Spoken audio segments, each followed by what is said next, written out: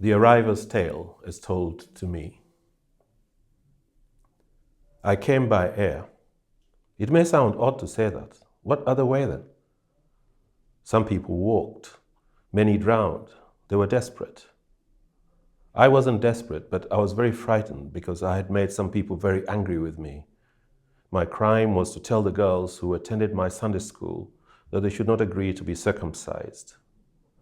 My Sunday school was supposed to be a reading and writing class, but I slipped in the good word any way I could. I told them circumcision was genital mutilation and a barbaric and backward practice. Men forced women to do it so they would know they were rubbish.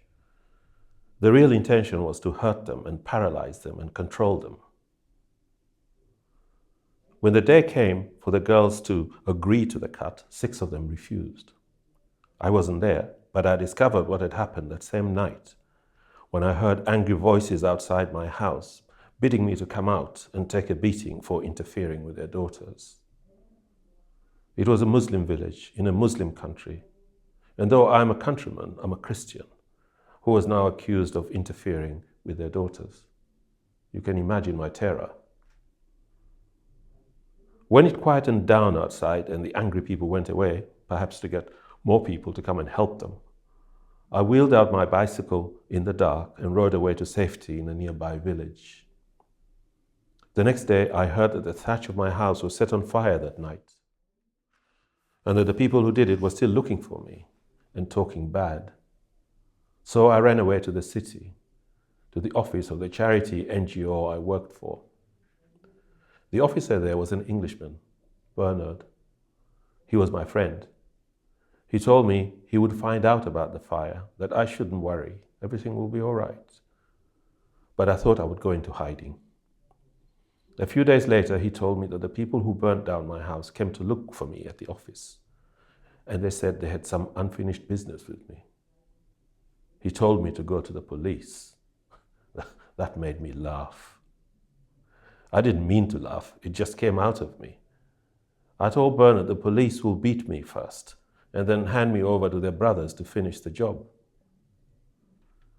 In that case, you have no choice but to stay in hiding because those men look dangerous. These bad people went back to the office several times looking for me, and in the end, Bernard suggested that I ran away to Britain to seek asylum. It is a Christian country, and you are a Christian worker, persecuted for doing Christian labor, Bernard said. He knew I would be given sanctuary, he said. Bernard himself was leaving, and he gave me his telephone number in London in case I needed him. How did I find the money for the fare? Friends helped me. My relatives promised to take care of my family. They could all see that my life was in danger, and this one spoke to that one until a fare for an Air Morocco flight to London was found. Friends arranged it all. So then I came by air, as I have already told you. And I arrived in London not knowing right from left, confused by the large spaces and the hushed crowds. But I talked myself into feeling strong, telling myself that I was doing something brave. I was wearing a suit I had made before I left, and which I still have, and wear on special occasions. So I also told myself I was looking good. I was given some forms to complete, and I wrote what was necessary to save a life, and I was allowed to enter. I don't know how. I was confused and didn't know right from left, but somehow I said what was needed because I knew they would not turn me away. I was persecuted for doing merciful labor, and I knew that London would not turn me away. I rang the number Bernard gave me, and he was happy to hear from me. But he said I could not go and stay with him. His wife said no. He said maybe we could meet somewhere for a coffee after I had settled down. I sat there in the airport not knowing what to do next. Then a policeman approached me and suggested I go upstairs because it was warmer there. He asked me if I was all right, if I needed help. I wanted to tell him that I had nowhere to stay, that I only had a little money, but I thought he had taken me for a respectable person. And if I spoke to him like that, he would think I was just an African hooligan. So I went upstairs and did not ask for his help. I rang a friend from home who was living in Colchester. I'm in London, I told him. That's brilliant news, he said. I'm coming to see you, I told him. Wonderful, he said. I don't have any money, I told him. He sent me the fare by Western Union, and that same evening I was in Colchester with my friend and his family. My friend teased me about my smart suit, and we laughed to see each other again after so long. But even as I ate the food his wife prepared for me, he told me I could not stay with them. I had already seen that myself. Him and his wife and their 3 small children lived in a small flat with only 2 rooms, and everything that I saw in their house told me that their lives were a struggle. No, he said, now that I had arrived, I must go to the Home Office and ask for asylum. So he gave me the money, and the next day I went to Croydon. Yes, to Luna House.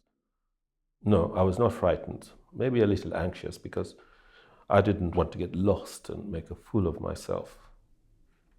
There at Luna House, a woman interviewed me and wrote down all my details. I told her that I was a campaigner against female genital mutilation, and my life was in danger in my home country. Yes, she said, I'm going to assign you emergency initial accommodation. Just sit there and wait now. By the end of the day, there were 6 of us waiting there, and we were all put in a van and taken to Barry House. There were 12 of us there, and we could go out if we wanted to. Mostly I walked up and down the road, and if anyone looked in my direction, I smiled to show my gratitude for the welcome their country had given me. I stayed there for 5 days. We told each other stories of our escape from danger and death. Then 3 of us were sent to live in a house in Newcastle, where we stayed for a month. Then after that, I was given a flat in Glasgow and 3 weeks' money. And all this time, I was still waiting to be interviewed so that I could explain my need for sanctuary. I was eager for my interview because I knew that the officer would understand and sympathize with my reasons for coming here. In Glasgow, I met a Nigerian man in a shop, and he invited me to church. Everyone was an African at the church, including the pastor, and at the end of the service, we were served African food prepared by the congregation. I found a community there and felt more welcome than I had ever felt since arriving. We had events and a day trip to the sea and to Stirling, which made the waiting less empty and anxious. After 1 month in Glasgow, I was called for interview. I was interviewed for 5 hours by 3 different people. All of them were calm and persistent. But I could tell from the way they asked me questions that there was something behind it. They did not believe me, and as the hours passed, I began to think what I had not thought possible over the 3 months I had been waiting. They did not want me here. They did not like me. The result of the interview was that I was refused permission to stay. I felt as if I was something broken and discarded, thrown away with other broken things. I could not get over the stubborn and unruffled hostility of the officers. Perhaps you knew all along it was going to turn out like this, but I didn't expect it. I really thought I would be heard differently. For the next 2 years, my application to stay was repeatedly refused, from the beginning of 2007 until the middle of 2009. I was not even allowed to attend the hearing, but afterwards I was informed that my application was refused. I don't know what would have happened without the Refugee Council solicitor who took my case. Without her, I would probably have been bundled onto a plane and returned to my assassins. In 2009, my application at last was successful, but permission to stay did not mean the end of my arrival's tale. I was not allowed to work. My allowance, which was loaded onto an electronic card, only allowed me to shop in certain shops and for certain things. In the end, I took a job working illegally a few hours a week in a motors parts shop, just for pocket money. I don't know how the police found out, but they raided my flat at 4 in the morning, overturned everything they could overturn, and took me away hurriedly as if I was a dangerous criminal.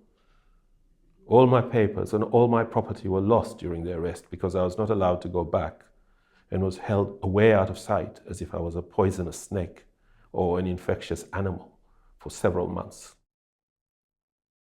When my case eventually came to court, I was sentenced to 12 months in prison. 12 months for daring to take a little part-time job. Now I knew I had arrived. I was released in 2011 only to return to the limbo I was in before. I'm not allowed to work. I've now been here for 8 years. I have no choice but to live where I'm told to live and wait for the next hearing to allow my application to be considered. Do you know what limbo means? It means the edge of hell.